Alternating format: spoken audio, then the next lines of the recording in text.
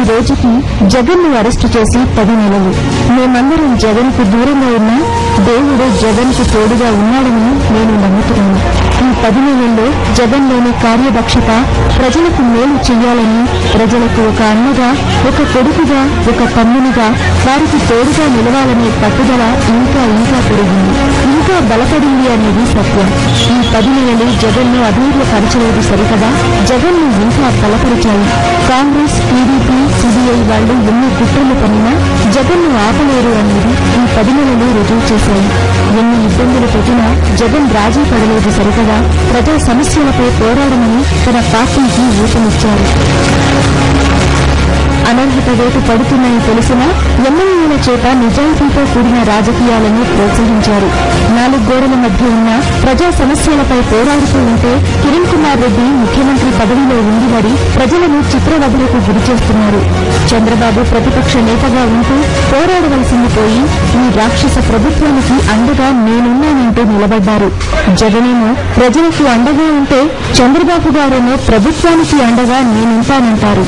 నాతో మొన్న ఒకరన్నారు, అమ్మా జైల్లో ఉన్న జగన్ ప్రజలు అంటున్నారు, చంద్రబాబు గారికేమో అధికారంలో ఉండేవారిని మేనేజ్ చేసుకుని సరిపోయింది అని.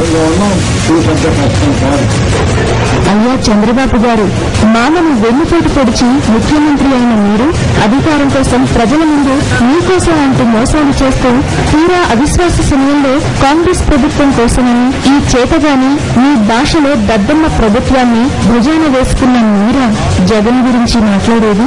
పూర్తి మద్యపాన నిషేధం అంటూ ఇచ్చిన మాటను గాలికి వదిలేసి ప్రపంచ బ్యాంకుకు రాష్ట్రాన్ని తాకట్టు పెట్టి వ్యవసాయం దండగా రైతులు డబ్బు కోసం ఆత్మహత్యలు చేసుకుంటున్నారు అన్న మీరా జగన్ గురించి మాట్లాడేది? మీ మీద విచారణ అసలు జరగకుండా ఎంఆర్, ఐఎంజీ కేసులలో వ్యవస్థలను మేనేజ్ చేసుకునేందుకు ప్రజలను పణంగా పెట్టిన మీరా జగన్ పేరెత్తేది? ఆ అర్హత మీకు లేదు. అయ్యా కిరణ్ కుమార్ రెడ్డి గారు, మా సీల్డ్ కవర్ ముఖ్యమంత్రి గారు, ఇటలీ చుట్టూ ఢిల్లీ చుట్టూ ప్రదక్షిణలు చేసి ముఖ్యమంత్రి అయిన మీరు పోయిన ఎన్నికల్లో మీ సొంత నియోజకవర్గం దాటి పక్కకు వెళ్లని మీరు, సొంత నియోజకవర్గంలో మా నాన్నగారి సహాయంతో గెలిచిన మీరు ఢిల్లీ పెద్దలను కాకపట్టడం, తప్పు నివేదికలు ఇవ్వడం తప్ప మీకేం తెలుసయ్యా? మీరేం చేశారయ్యా? ఒకరోజు ఒక ఊరికి వెళ్లారా? ఒకరిని పరామర్శించారా? పదవి వచ్చిన 18 నెలల్లో ఏం ఘనకార్యాలు సాధించారయ్యా మీరు? మీకు స్పీకర్ పదవి ఇచ్చినా చనిపోయిన నా నాన్నగారిని ఎఫ్ఐఆర్లో చేర్చడం, ఐఏఎస్ అధికారులను జైలుకు పంపడం, మీ కేబినెట్లోని మంత్రులను స్వార్థం కోసం నట్టేట కేసులలో ముంచడం, కొందరిని తప్పించడం తప్ప మీరేం ఘనకార్యాలు చేశారయ్యా? ప్రజల నెత్తిన కరెంటు ఛార్జీలను మోపడం తప్ప మీరేం చేశారయ్యా? మీరు కాదయ్యా, ప్రజలు చెప్పాలి మీ పాలన గురించి. ప్రజలను మీ పాలన గురించి అడిగే ధైర్యం మీకుందా?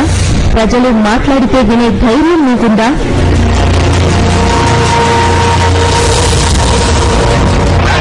150 మంది ఎమ్మెల్యేలు తనను ముఖ్యమంత్రి కావాలని సంతకం చేసిన రోజున రోసయ్య గారి పేరును ప్రతిపాదించిన వ్యక్తి నా భర్త. మీ ఢిల్లీ పెద్దలు ఇచ్చిన మాటను వదులుకో, నిన్ను కేంద్ర మంత్రిని చేస్తాను, తరువాత ముఖ్యమంత్రిని చేస్తాను అంటే ఇచ్చిన మాట ముందు పదవులను తృణప్రాయంగా ఎంచుకున్న వ్యక్తి నా భర్త. నా భర్త 2.5 సంవత్సరాలు ఎండనక వాననక రాత్రనక పగలనక ప్రజల మధ్యలో ప్రజల కోసం ప్రజలతో మమేకమైన మనిషి.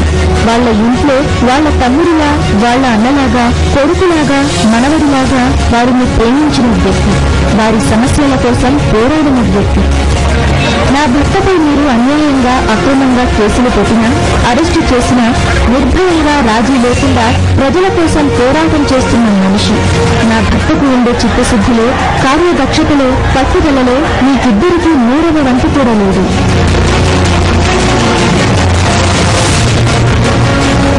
నా భర్తకు ప్రజల మీద ఉండే ప్రేమలో, వారి గురించి ఆయన ఫీల్ అయ్యే బాధ్యతలో మీకు 1000% కూడా లేదు. మరీ ముఖ్యంగా నా భర్తకు ఉన్నది మీకు బొత్తుగా లేనిది దేవుని దయ. అందుకే మీ ఇద్దరి పాలనలు ఇంత దౌర్భాగ్యంగా ఉన్నాయి.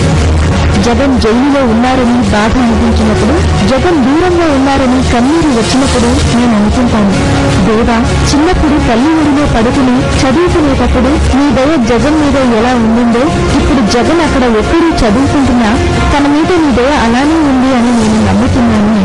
నేను అనుకుంటాను, మామగారు జగన్తో, జగన్ నీకు ఈ లోకంలో తండ్రిని మించిన స్నేహితుడు ఉన్నాడు అని. అని చెప్పినప్పుడు దేవుని చల్లని చూపు జగన్ మీద ఎలా ఉండిందో ఇప్పుడు కూడా ఒంటరిగా ఉన్న జగన్ మీద దేవుని చల్లని చూపు ఉందని నేను నమ్ముతున్నాను. చిన్నప్పుడు షర్మిల జగన్ ఎక్కడికి వెళ్లినా తనే వెళ్లాలని మారం చేసినప్పుడు దేవుని ప్రేమ జగన్ మీద ఎలా ఉండిందో ఇప్పుడు దేవుని ప్రేమ జగన్ మీద అలానే ఉందని నేను నమ్ముతున్నాను. బెంగళూరులో నేను జగన్ రోజు వాకింగ్ చేసే సమయంలో దేవుని సహవాసం మాతో ఎలా ఉండిందో ఇప్పుడు కూడా దేవుని సహవాసం జగన్తో అలాగే ఉందని నేను నమ్ముతున్నాను. పిల్లలతో జగన్ ఆడుకుంటున్నప్పుడు దేవుని ఆశీర్వాదం జగన్ మీద ఎలా ఉండిందో ఇప్పుడు కూడా అలానే ఉందని నేను నమ్ముతున్నాను. ప్రజల మధ్యలో జగన్ ప్రజల కోసం నేనున్నానని మాట తప్పక మడమ తిప్పక ముందుకు కదిలినప్పుడు దేవుని తోడు జగన్ కు ఎలా ఉండిందో ఇప్పుడు కూడా దేవుని తోడు జగన్ తో ఉందని నేను నమ్ముతున్నాను. జగన్ పట్ల దేవునికి ఉండే ఉద్దేశాలు మంచివని అవి జగన్ కు రాష్ట్రానికి మాకు ఆశీర్వాదం ఇచ్చేవని నేను నమ్ముతున్నాను. జగన్ కు వ్యతిరేకంగా అన్యాయం అక్రమం చేసేవారి దవడ ఎన్నికలు దేవుడు విరగొట్టే సమయం ఎంతో దూరంలో లేదని నేను నమ్ముతున్నాను. YS Bharathi, wife of YS Jagan.